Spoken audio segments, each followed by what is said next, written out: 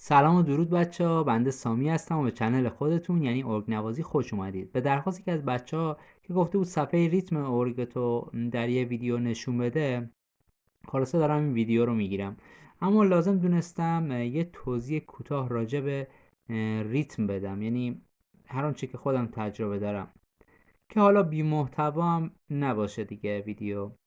ببینید توی ارگ‌های رد پایین، توی کورگ یعنی برند کورگ، محدودیت تعداد ریتم وجود داره، اما تو برند یاماها از اول تا آخرش خداییش هیچ محدودیتی نداشته. یعنی اینجوریه که تا حافظش جا داره میتونید ریتم توش بریزید و من اینو خیلی دوست دارم. هرچند این مشکل توی کورگ‌های بروز حل شده و حتی توی مدل‌های بالاترش میتونید فشرده سازی ریتم انجام بدید و حتی 2 برابر اون چه که ریتم توش بوده ریتم بریزید. اما حالا بحث عموم مردم هست، همه که پول یک ساز مثل کورگ پیا 1000 یا پیا 4 رو که ندارن با قیمتی اندازه قیمت یه اتومبیل. اما اگر تعداد ریتم براتون مهمه میتونید برید سراغ سازایی مثل سازای یاماها تایروس 2، تایروس 3، 4 و 5. خب که این از اونا خیلی گرونتره که 100 خورده ای هم پولشه به بالا، البته که واقعا سازای خفنی هم هستن با قیمت‌های مناسب، کارایی فوق‌العاده بالا، استایل و جنس فوق‌العاده عالی. شما میتونید یه تایروس تایروس 3 سالم فکر کنم در حدود 50 تومن تهیه کنید. اما ماها فروش رفتن سازمون خیلی برامون مهمه دیگه. شاید 4 ماه دیگه پشیمون شدی بخوای سازت رو عوض کنی یا پول دست اومده بخوای سازت رو عوض کنی. اون وقت نه تنها به سختی میتونی بفروشید، اگرم بفروشینش ضرر زیادی میکنین. اما کورگ شاید تو این قیمتهاش محدودیت ریتم داشته باشه، اما هم کار باش راحت تره و هم فروشش راحت تره و خب هم برندتره دیگه. خلاصش همینه که همه میرن سراغ کورگ. خود من علاقه شدیدی به یاماها دارم، اما متاسفانه همین باعث میشه کورگ رو ترجیح بدم که صادقانه فکر کنم برای خیلی همینجوری باشه. اما این سازی که اینجا میبینید از برند کورگ با قیمتی حدود 40 تومن در این تاریخ البته بهتون محدودیت تا سقف 48 تا دونه ریتم، البته ریتم رو میده. حالا شما میتونید کل این 48 ریتم رو سمپل بریزید یا از ریتم های ساخته شده براش با درام کیت های فابریکش که هست توش به هر حال 48 جای ریتم داره دیگه،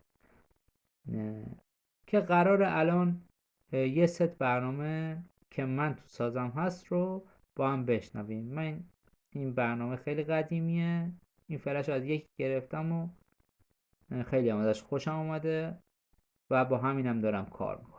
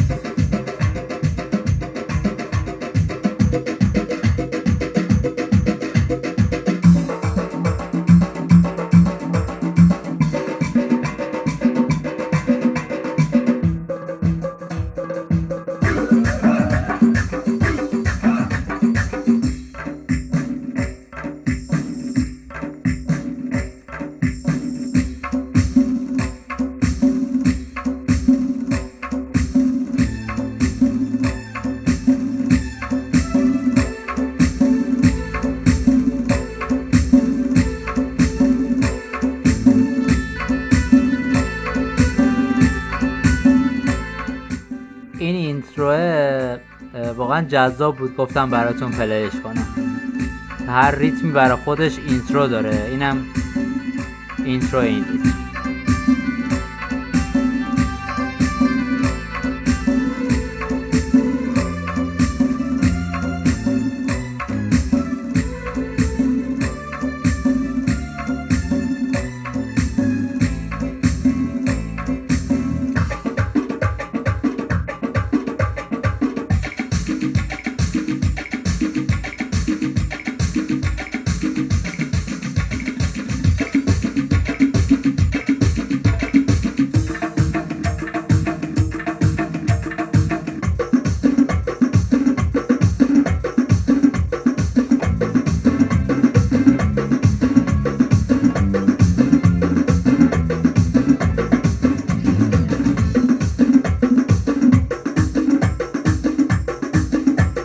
از این بندریش واقعا خوشم میاد.